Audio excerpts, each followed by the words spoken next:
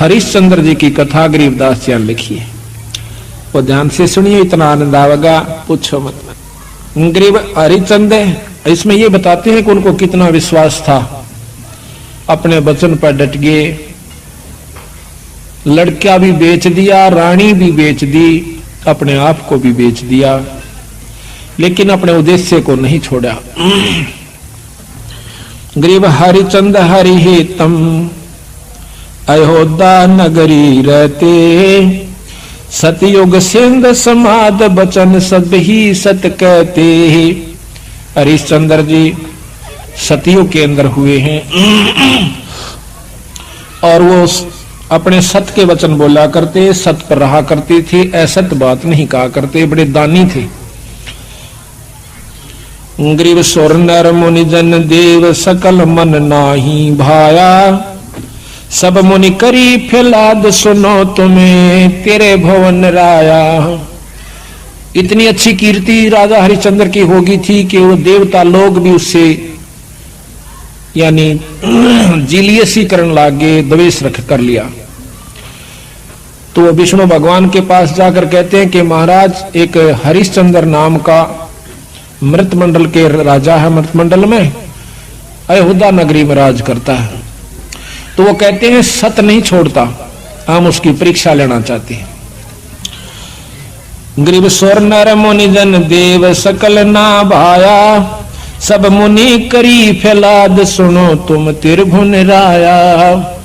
गरीब सत बाक है, सत ही कह है, ये सत ही पूजा ध्यान, सत ही सारा कर्म है, सत के चले विमान। गरीब स्वर नर मुनि जन देव फैलाद लगाई भारी, सुनो विशंबर नाथ हरिचंद्र हैं अधिकारी। गरीब कहें विशंबर नाथ सुनो क्या की जय देवा, वह हरिचंद्र सतलीन करते हैं सब की ही सेवा। गरीब हरिश्चंद्र का पति व्रत टर नहीं टारा, वह सतवादी संत रहे। गरीब हरिश्चंद्र का पतिव्रत टर ना टारा भाई, वो सतवादी संत रहे हमारी शरणाई ही। राजा हरिश्चंद्र मेरी शरण के अंदर है भाई, वो सत नहीं छोड़ सकते।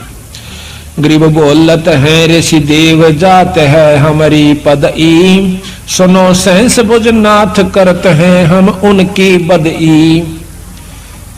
इंद्र जी कहते हैं कि मेरी पदवी जावेगी महाराज, अगर वो इस सत पर डटा रहा और देवताओं की पदवी उसको देनी पड़ेगी तो हम उसके साथ बदई करेंगे, हम उसके साथ जो है ना खेचातान करेंगे, उसके सत को तोड़ेंगे।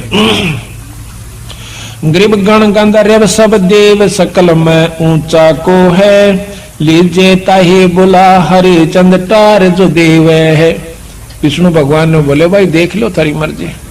उन्हें मालूम था कि जो मेरी शरण में आ गया और सत पर डटा रहा तो उसका कोई बाल नहीं बांका कर सकता, पर ये भी राजी हो लेंगे, ये प्रसन्न हो जाएंगे, देख लेते हैं। गरीब नारद मुनि ऋषि देव कहे सुन त्रिभुवन नाथा, हरिचंद्र सत ना जावे तुमसे संग विधाता। नारद मुनि बुलाया, वो सियाणे थे, ने बोले भगवान उसके सत ने कौन तोड़ दे, जब आप जैसे साथ हो, मेरे बस का नहीं ना आप जावा। तो विश्वामित्र को बुलाओ भाई। गरीब विश्वामित्र बोझ ढील लावे ना कोई, हरिचंद्र का सत डगा पकड़ लावत है सोई। गरीब विश्वामित्र अर्ज करे वो किसको दुखदाई, स्वर नर मुनि जन देव सबन ने चुगली खाई। यह बीमारी ऊपरताई है, राग की, द्वेष की, निंदा की, जलने की। अब कौन सोचा कि स्वर्ग पाकर तो निश्चिंत हो गए वो देव लोग, वो यहां से भी ज्यादा बुरी हालत से उन लोगों की। अब मर पड़ के ये तीन लोग की साधना स्वर्ग प्राप्ति है। महाराज गरीबदास जी कहें स्वर्ग हमने भी देखा भाई, पर अपना मन नहीं लग गया। सो फिर कहते सुन मंडल को किया पिया ना, यु काल कर्म सब भाग्या। कहते हैं सब देवता ने इकट्ठे होकर विश्वामित्र आगे चुगली ला दी। विश्वामित्र ने वो बीड़ा उठा लिया कि मैं इसके सत को तोड़ जाऊंगा। गरीब, लेकिन वो भी पूछा से कि भाई वो किसने दुख दे से, क्यों दुखी करो बेचारे ने। तो सबने चुगली निंदा कर करा के और वो श्रृंगार दिया। गरीब सबे कहे ऋषि देव हरिचंद जो डगाई, विश्वामित्र आण बीड़ा जो लिया उठाई, गरीब आबिया तबिया त्रास दीजियो हमरे ताही। ये 3 प्रकार के दुख होते हैं प्रताड़ना करने के, जो कि गुप्त रूप से संत छोड़ देते हैं और वो परेशान हो जाता है। पकड़ लाऊं हरिचंद पलक ना ढील लगाई, गरीब जब दे दो त्रास कहे भगतन के ईसा। अरे विश्वामित्र जब दिया किया मर्तलोक पियाना, दारे रूप बराहा बाग में लाध्यम ताना। विश्वामित्र ने एक सुअर का रूप बनाया, जंगली सुअर का। राजा हरिचंद्र का एक बहुत कीमती बाग बहुत प्रेम से लगवा रखा था। उस सुअर ने वो सारी बगीची उखाड़ दी, नीचे हुड शरीर अपना मुंह देवे और उथल पुथल कर दे। को जावे नजदीक उस माली ने या उनको खाने भाजे, यानी तीर भी मार लिए, उसका कोई असर नहीं हुआ। तो सब उठकर राजा हरिचंद्र के पास आते हैं। तो हरिचंद्र बोल रहा, भाई की बात होगी? कहने लगे महाराज जी एक ईसा का सूता हुआ रहा है सुअर है, और वो तो सारा बगीचा उजाड़ दिया और हमने तीर गोली मार के देख ली, उसका असर ना होता। कहते हैं राजा हरिचंद्र ने खुद घोड़ा पिड़वाया, उसके ऊपर अपना अग्नि बाण लेकर अगर के बाण लेकर के बैठ गया और सेना भी साथ चढ़ ली। एकदम राजा हरिचंद्र जब आवास है वो सुअर उसमें से निकल कर भाग लेता है। राजा हरिचंद्र इतना तेजी से भागता है, सेना तो बहुत पीछे रहेगी, वो आगे चले जाते हैं। वहां जाकर के विश्वामित्र एक ब्राह्मण का रूप बना ले से, और एक लड़की और एक लड़का दो अपनी सिद्धि से तैयार कर देता है। उस लड़की को राजा के पास ले आवे, हाथ जोड़ कर न्यू कैसे, हे राजन, हे एक क्षत्रिय, एक विप्र का काम कीजिए। अक महाराज एक यहाँ पर शायर आया था, अकमन ना बेरा शायर सूर का, पर मेरा काम कर महाराज। किधर छुप गया होगा, कित पाओगा तना के काम से विप्रवर के एक कन्या है ये, इसका ब्याह करना से कुछ कन्या दान करना चाहिए था, कोई व्यक्ति नहीं मिल रहा था, आप आगे धन्य है। राजा हरिश्चंद्र आप तो सतवादी हो, आप क्षत्रिय हो, ये गरीब कन्या एक ब्राह्मण की लड़की का ब्याह हो रहा है, इस पर कृपा करिए। तो बोले महाराज जी ठीक से, स्नान कर ले, नहा धो लिया। कहते हैं कि इनका पति कहाँ है, उसको बुलाओ। उसी समय वो लड़का बुला लिया, फेरे करवा दिए। कहने लगे इनको कन्यादान दे, 7 असरपी दे दी। लोग कन्या नहीं कर मांडा, ऐसे नहीं करा। तो वो कहता है हरिश्चंद्र कि तू राजा होकर और 7 असरपी दिखावे, तने शर्म नहीं आती, तुझे श्राप दे दूंगा। हरिश्चंद्र कह महाराज नो ना कर, या मैं थोड़ा लेके आया था, जल्दी में था, आप चलो जितना चाहो सो ले लो। कदे वहां मुकर जा, अक नहीं मुकरूंगा, अग लिख कर दे दे। क्या लिखवाओ? अग आपका सारा राज मेरे नाम लिख दे, वहां पैसे दे देना तन दे दूंगा। कदे उड़ा जाकर राजा अपन दिखावा। तो उसी समय लिख दिया कि मैं सर्वस्व अपना राज्य और इसको देता हूं, ब्राह्मण के नाम करता हूं, विप्र के नाम। वापस आ जाते हैं, आगे आके राजा को ने बोला बैठ घोड़े पे। घोड़े पे बिठा के अगली तरफ और पाछा वो पंडित जी बैठ गया विश्वामित्र, राजा को गले से पकड़ लिया आगे थे। अब तो मेरा बंधुआ हो गया। अब सैनिका ने देखा कि राजा को अरे को ऋषि पकड़े बैठा, तीर चढ़ा लिए। राजा ने बोला कि या तीन मना कर दे, क्यों मरवा है मुझे, ना अपना वचन हार जा। सब उसको कह दिया चुप भाई, मारो मत ना, इसका कोई कसूर नहीं है, मैंने लिख कर दे रखा है। तो ने बोला इब्राज मेरे नाम हो लिया, बता कितना देगा वो? 70 जो है ना 100 असरफी चाहिए थी, 100 बार। वो बोला वो भी दूंगा। ने बोला कितना देगा? तो हार जा, अपने बच्चन ने कह दे मैं नहीं दे सकता। ना ये नहीं कह सकता, कुमा कर दूंगा। कुमागा 100 असरफी इतना 10 साल में भी ना कुमाई जा। ने बोला महाराज हमने बेच दे सारे परिवार ने चल के, तेरे पैसे जरूर दूंगा मां। तो उसी समय रानी को पकड़वा लिया और उसके बाल पकड़ लिया विश्वामित्र। राजा कति नहीं कसक्या, रानी को मतलब राजा को भी बहुत परेशान कर दिया अपनी सिद्धि से। तो फिर भी ने बोला विश्वामित्र के अब भी राजा अपने वचन ने छोड़ दे, मैं दोनों वन छोड़ दूंगा। कहते हैं वो रानी कहती है कि महाराज नजर नजरा में ऐसे ढंग तक कह रही है कि वचन मत हारना, वचन सा धन नहीं है, और चाहे जीत मर जाओ पर आप वचन नहीं हारांगे। रानी ने भी ये प्रण करके यानी उसको सहारा दिया। उसको ले जा करके काशी में ले जाता है, अयोध्या में चौकी बिठा दी यानी अपना राज बिठा दिया। अयोध्या में आकर के उसको बेचता, काशी में आकर बेचता है। राजा लड़के को और रानी को एक ब्राह्मण ले लेता है, हर हीरा नाम का। 50 बाहर के अंदर 50 जो भी असरफी थी या जो न देना था उसके रूप में।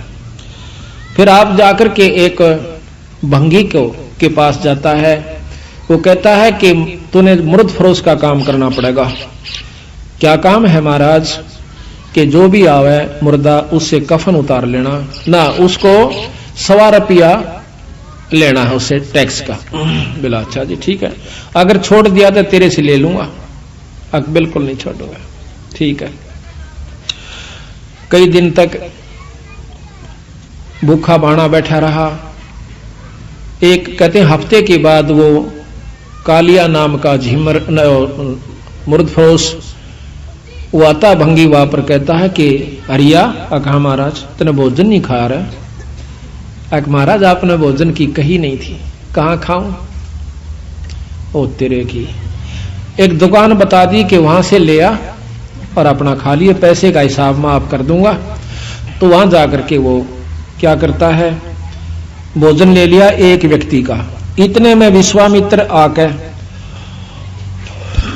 एक भिखारी का ब्राह्मण का रूप बनाकर कहता कि महाराज मैं भूखा सा, भोजन दीजिए। तो कहने लगा विप्र आधा ले ले, भला हो तेरा सारा दे दे, मैं तो भूखा मरू सू, आधे में काम नहीं चला विप्र राजा महाराज। कहते हरिचंद्र ने वो सारा उठा के दे दिया, नौका न्यू बैठ गया। अगले दिन फिर जावस है, 2 आदमियों का ले आया, 3 का। कदे कोई मांगने वाला आ जाए उसको भी देना होता है। अगले दिन फिर आ गया, आके ने बोला महाराज भोजन दो, हम क्या खेती करे हैं आपका आसरा से। कहने लगा विप्र आज बहुत लयास हूं, आधा ले ले। नहीं महाराज सारा दीजिए। ये कबीर साहब कहते हैं वो नरता मोए जो पर घर मांगन जा, अरुण तो पहला वह मरे जो जा मुख निकसे ना। ने बोला ले भाई ले जा। 15 दिन बीत गए, रोटी नहीं खाई, दुर्बल शरीर हो गया। और उधर से रानी आती है पानी लेने के लिए ब्राह्मण का, और उस घाट पर जब वह पानी भरवाई तो उठा को नहीं घड़ा। रानी कहती है कि महाराज ये घड़ा उठवाइए। और न बोला रानी कमाल कर रही है तू, ब्राह्मण के घड़े का एक भंगी हाथ लावे, मेरे बस का नहीं, इसमें अंदर बढ़कर उठा ले पानी का मां बढ़कर। यहां थोड़ी सी विपरीत कथा हमने सुनने को मिला करती थी कि घाट पर रानी पानी लेने गई थी कुएं पर, और वहां पर यह भी आ गया था पानी लेने के लिए। नहीं, ये गलत है। गरीबदास महाराज ने जो लिखी है वो सत्य है, क्योंकि इन लाखों वर्ष पहले की रामायण भी जो की तो मिलती है बंदी छड़ की। तो वहां पर रानी आई थी पानी लेने की खातिर। तो हरिचंद्र ने कहा कि अंदर पानी में डुबकी लगा करके घड़ा उठा लीजिए। घर आ जाती है।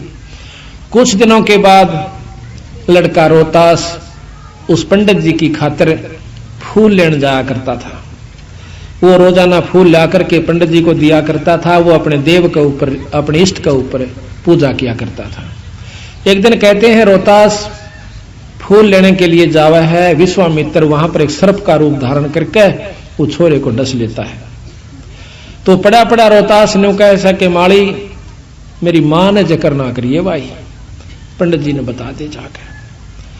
वो भाग्या जावस है। अब पंडित जी चाड़ा हो गया कि हो गया कि वो लड़का किसका था भाई, रोहतास नाम बतावस है, और वो तो सांप ने डस लिया और मर गया भाई। उसी समय भाग लेता है वो हरिहर पंडित जी हर हीरा लाल का। और इतनी सुन ली उस लड़की ने भी, यानी उसकी मां ने भी, रोहतास की ने, कि छोरे का तो सर्प लड़ गया। वह भी भागी आवस। बुरी तरह वो ब्राह्मण छोरे ने छाती लाकर रोया है बेटा कौन हुई रोहतासिया। तो कहते हैं रानी ने बोली महाराज पिताजी रोआ मत ना, ये ताने जाने हंस है क्यों चिंता करते हो?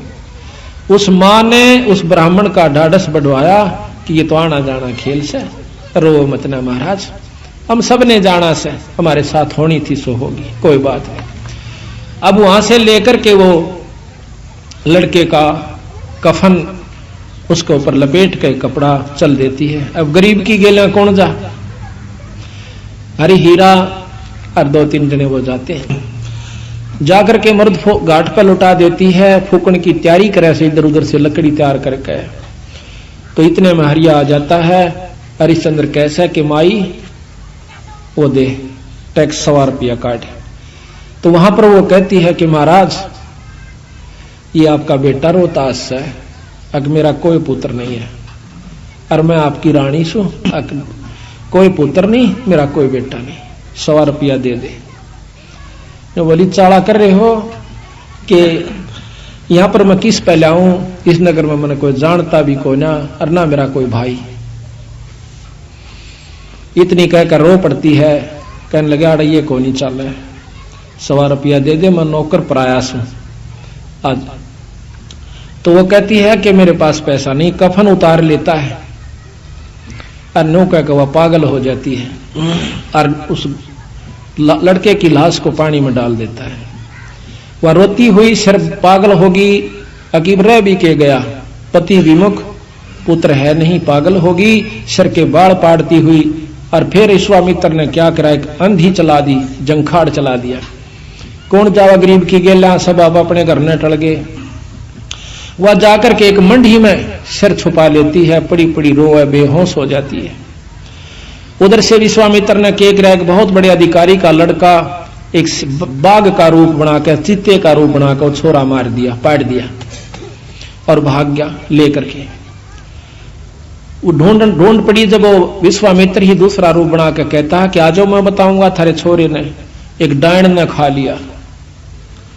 और क्या करा विश्वामित्र ने, एक पशु की को खत्म करके और उसका आगे उसके हाथ पांव खून खान लगा के घेर दिया और उसके मुंह का खून लगा दिया। बेहोश पड़ी थी वह रोहतास की मां तारावती। तो सारे उस राजा को, नवाब को, अधिकारी को, सैनिकों को लेकर के वो विश्वामित्र उस मंडी में ले जाकर दिखावा से कि यह पड़ी डांड और हाथ मुंह तलिए खा और ये बाकी हाड हुड पड़े से। उसी समय कहता है राजा के बुलाओ हरिचंद को, जल्लाद को, इसकी शर्त उतार दे। कालिया को कहा कि कालिया इसका सिर उतरवा दे, क्योंकि वो सारे काम उन्हीं से जल्लाद रूप में भी वही क्या करते थे। उसी समय राजा हरिचंद्र को, क्यों नौकर था वो कालिया का, कि हरिया कि हाँ महाराज, किस डांड का सिर काट दे। अभी महाराज पकड़ कर बाढ़ और तलवार ने मारने लग गया। पीछे से भगवान विष्णु ने तलवार पकड़ ली। नो बोला हरिचंद सफल हुआ। कौन सा भाई, कि भगवान विष्णु। अक्न्यों नहीं, भगवान बहुत दिन हो गए छुप कर रहते ने, सामने आ जाओ ना, छोड़ दो तलवार में। प्रगट सामने आ जाते हैं कि मांग हरिचंद के मांगा है, कि महाराज जब दर्शन हो गए मांगन ने भी के रह गया मेरे पास, कि फिर भी मांग भाई। अका पक्का वचन भर लो, कदे फिर जाओ। अक वचन भर लिए। ने बोला सारी काशी पार होए और या बांदी जीवित हो, ठीक हो, और इसका छोरा जीवित हो जा, और विमान में बैठकर जा, यहाँ के काशी के पशु और पक्षी भी स्वर्ग में जाने चाहिए। बोल तरीके सलाह से। नो बोला तथास्तु, सारे स्वर्ग में जाएंगे। बोल सतगुरुदेव। तो महाराज कहते हैं कि जिस नगरी में साधु रहते हैं वो नगर भी अमान है, अमर है। ऐसे प्यारे संत जिसमें रहते हैं वो सारी नगरी को पार कर दिया करते हैं।